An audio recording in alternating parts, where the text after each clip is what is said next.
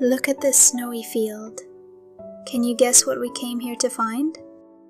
There's nothing here but snow. But Kaito started digging. We were looking for something. Something that had been sleeping beneath the snow for weeks. Grandma knew exactly where it was hiding. She pointed to one little mound of snow and told us to dig there. Then something green appeared. What could possibly be hiding under the snow? That was when I discovered the secret. Under the snow was a whole cabbage, perfectly safe and green. And that was when I learned the cold isn't always an enemy to a plant. A few weeks earlier, this field was completely different. It was filled with rows and rows of bright green cabbages. The cabbages had grown so big that I thought they were ready to harvest, but Grandma kept waiting. I couldn't understand. If the cabbages were already this big, why didn't Grandma harvest them right away? Then the first snowflake fell. I caught it in my mitten and wondered, why was Grandma waiting for the snow? She didn't harvest them. She simply left the cabbages there, waiting for the cold to arrive. And then winter finally came. Snow covered every row until the whole field disappeared beneath white. But the cabbages weren't simply lying there. As the temperature dropped, they began to adapt to the cold. When it gets cold, cabbage can build up more soluble sugars and other compounds. It's one of the ways the plant protects itself from the cold. So, was winter really making the cabbage sweeter? Grandma only smiled and said, "You'll find out soon." And then, one snowy morning, Grandma called us outside. Kaito grabbed his shovel, I grabbed my basket, and we headed back to the field. But we weren't the only ones. That morning, it seemed like the whole village had woken up early. Families came out, carrying baskets and tools, all heading toward the snowy fields. Our first job was simple. Dig. We dug down, and then we dug some more, but there was still no sign of anything.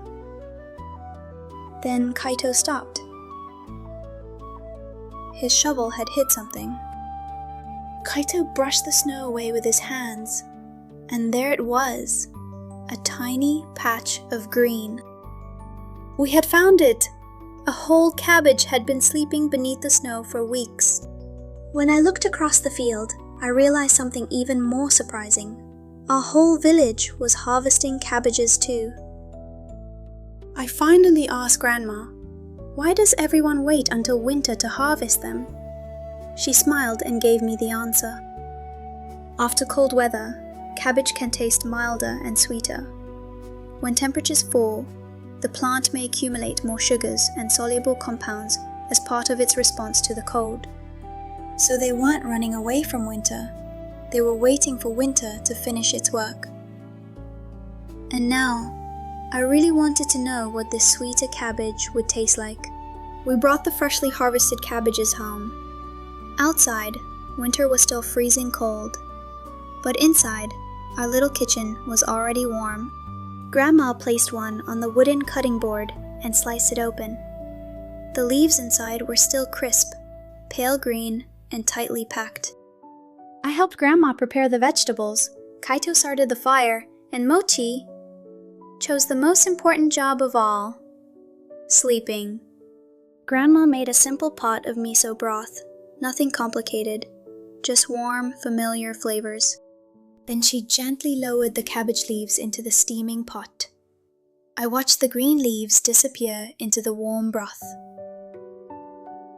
The smell of miso slowly filled the house. Outside was winter, but inside, it felt like a tiny spring. Finally, we gathered around the kotatsu. The steaming pot sat in the middle of the table, ready for everyone. I picked up a piece of cabbage and blew on it gently. It was finally time to find out. I took one bite. Sweet. Not intensely sweet, just soft, mild, and gentle. That morning, I thought winter had taken all the green from our fields. But I was wrong. Some gifts only become sweeter after passing through winter.